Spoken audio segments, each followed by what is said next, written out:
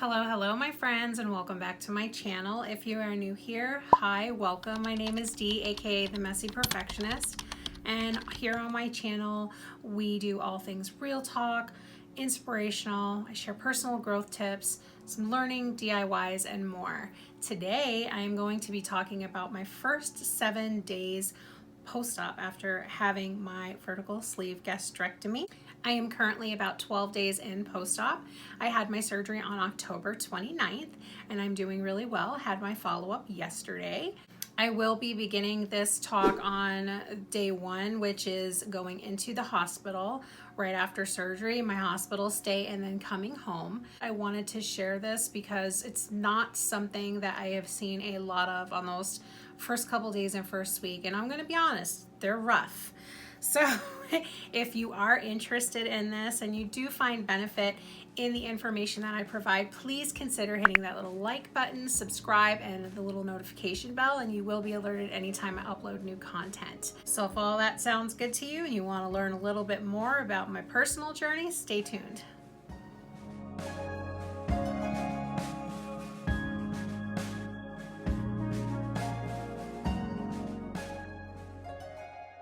Lucky in that my surgeon was very candid with me. I knew exactly what to expect. Days 1 and 2 were the absolute worst days. These were the days where I was questioning my decision. Really, I felt awful. I felt like I had a flu, full body aches and pains, the worst nausea that I've ever experienced in my life. The first day you wake up, you're just in so much pain and so much nausea. You have a drainage tube hanging out of your stomach. And I was just, by that night, I remember saying to the night nurse, what did I do to myself? Why did I do this? This is horrible.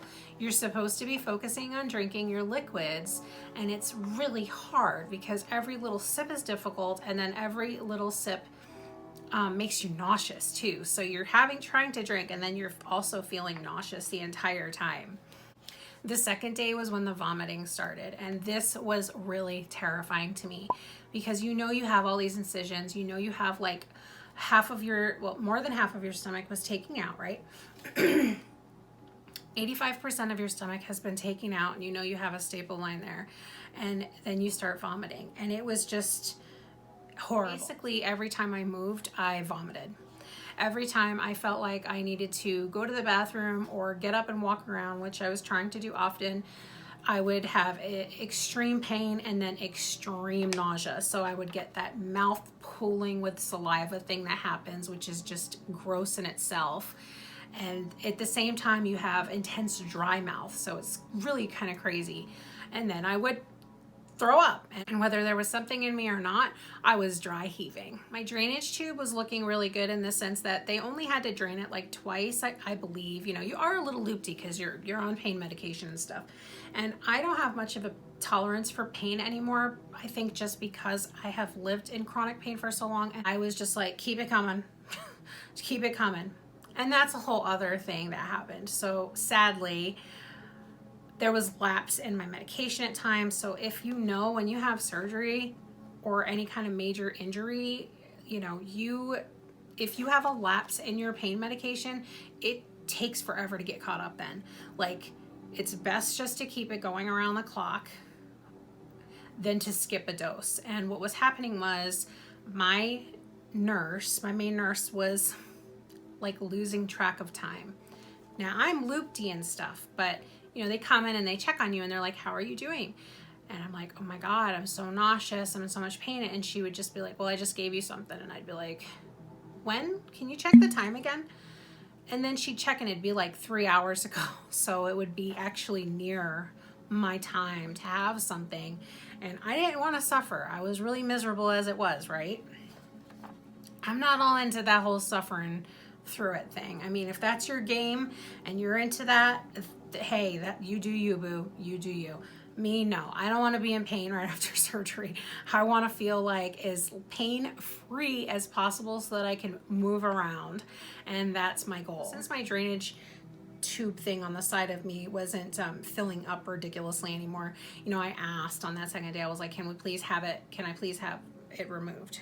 So when she was about to remove it, she did tell me that it's going to feel really strange, and because I was having so much pain, she was going to try to go slow.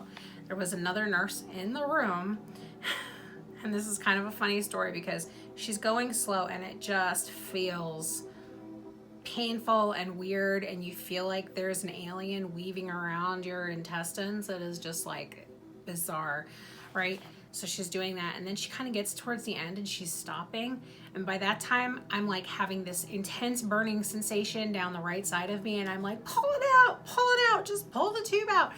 And the nurse that was with her is like, just pull it out. And the other nurse, who, mind you, she didn't have a ton of warmth to her, she was like, I'm not going to pull it out fast because we're not going to have blood spray all over the room.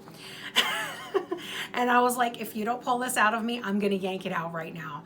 Like, it was just crazy. Once it was out, I actually felt better, and I had a lot less pressure and bloating in my stomach area. So I did feel better after that in that sense. And I may have mentioned this already, but dry mouth from hell.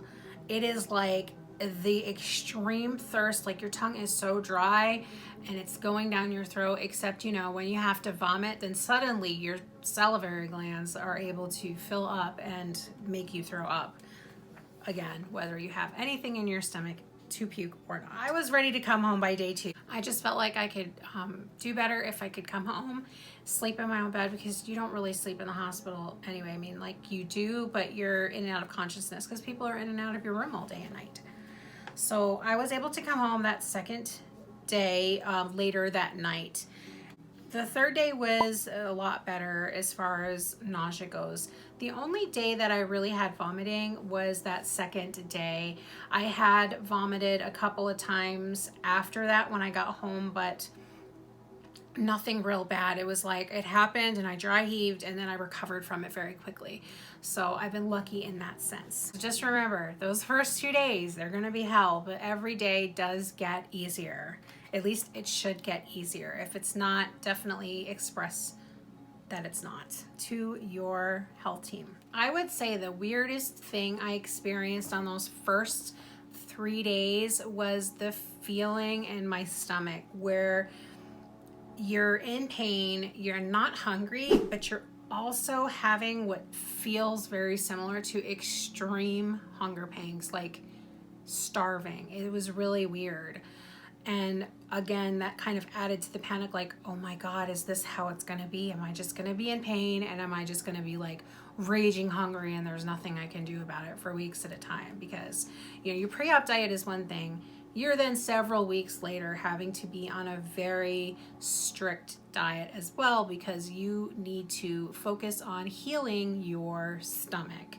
You don't want to be like putting anything chunky in there when you're supposed to be on clear liquids or full liquids, right? It just kind of makes sense. But I also took my anti-nausea medication round the clock once I got home. Once I got home, my pain was better managed and my nausea was better managed. I just was on top of it. I took those nausea pills. I had the patches on. You know, I just did what I was supposed to do so that I would not be suffering. The other weird thing that I noticed was my skin looked awful. I don't know what it was about it, but like in the hospital, I was like, I looked like leather, really red and really leathery. It was really strange. I don't know if it was just, I mean, you're on IV fluids, and I forgot to actually ask my doctor about this. It's not that it's that important, but it was just a strange thing, because I was like, why do I look so awful? Like my skin looked reddish and almost jaundice. And I got a little scared initially because I was like, is there something wrong with my liver? Don't know if that's normal. By about the 5th day, I think my skin started looking more normal, and I felt more like me as well. Really started feeling better by day 4. No longer felt like I had the flu or body aches. It was definitely easier to hydrate at that point, though I was still suffering from dry mouth really bad. I was able to drink more at a time without feeling constantly nauseous. So day 5, I woke up in the morning and felt like I had sandpaper in my mouth, but alas, it wasn't sandpaper. My tongue looked super pale. It was super white and yucky, so dry. Again, that super dry mouth down the throat. At that point, I started figuring that, you know, this might be from the anti-nausea medication.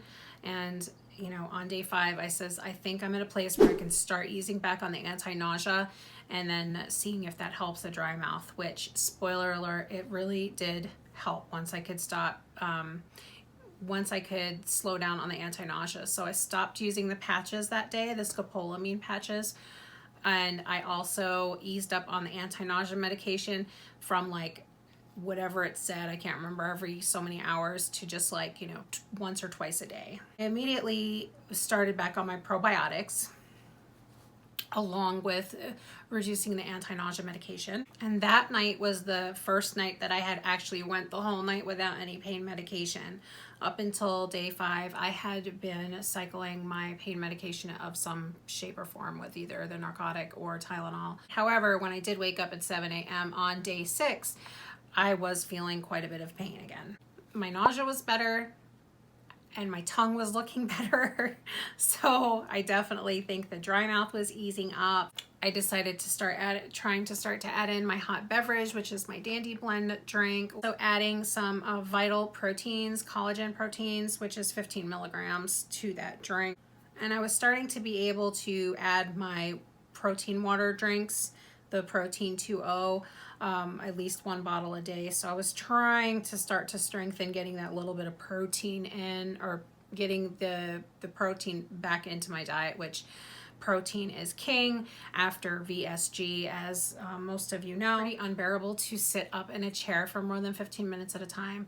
And it was still uncomfortable when I would walk for more than 15 minutes. Like I would walk like down the block and turn around, and by the time I turned around, my stomach was starting to burn. But you know, each day is an improvement. You go a little bit further, you do a little bit more. Day 7, I was feeling almost normal, except for that burning sensation when I would sit or walk too much. My dry mouth felt a lot better. And I was basically able to wait till the afternoon to take pain medication. And once that kicked in, I was actually starting to do some basic chores like folding my laundry and straightening up what I could. By that day, my skin, like I said, had looked completely normal. I didn't mention before, but I was also having some acne breakout. It was really weird. Your body does crazy things when it goes under surgery sometimes. And my skin looked a lot better. My acne cleared up by day 7. My arms and chest and face looked like normal color again. And then by day 8, I was on to stage 2, which is full liquid diet, and I was able to start introducing my protein shake. So that was kind of a nice change. Other weird stuff that I notated that I thought I would share.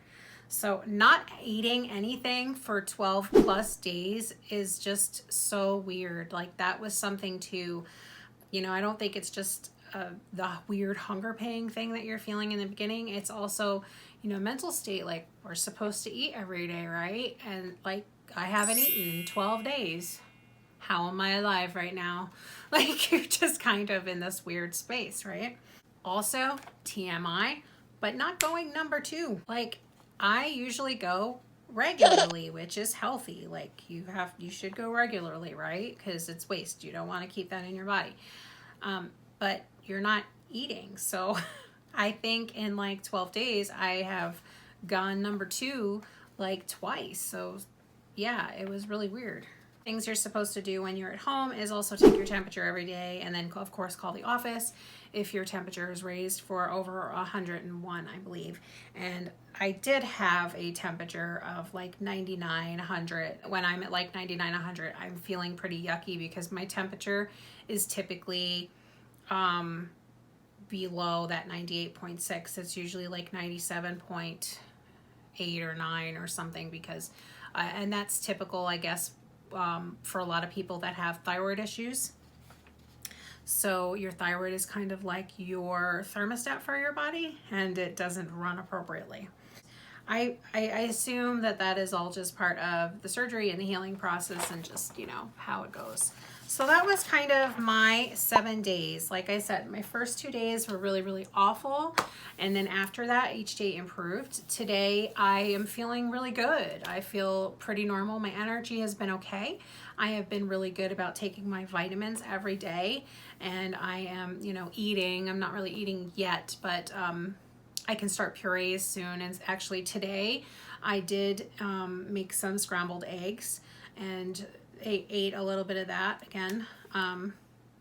We'll probably get into talking a little bit about the next stage and post-op diet a little bit later. So, but we won't worry about that right now. I hope you guys got some good information out of this, and it helps you to know what to expect from your body. Remember, it's not going to be forever. Those first couple days, you will get through this, and you're gonna feel good. I had my follow-up yesterday and I am down 22 pounds. I am not weighing every day, or at least I'm trying not to weigh every day, because I get a little crazy with that, and I have history of eating disorder in my past, and also just when I was HCGing, I weighed every day, and I want to get away from that, because the fact is I am doing everything that I'm supposed to be doing right now, and I'm doing it really well. So if the scale doesn't move, it doesn't, you know, or it goes up or whatever, there's literally nothing else that I could do different other than drink more water, you know, or that's kind of it. So I'm trying to make peace with the scale and weighing once a week, but, and the 22 pounds is also counting, the 22 pounds that I've lost is counting from the last time I was in the office, the medical office. So right before my pre-op diet started. So between that and then yesterday, 22 pounds down. I definitely can feel it in my clothes. This shirt in particular was something that I could not wear about 2 months ago. It was very, very tight.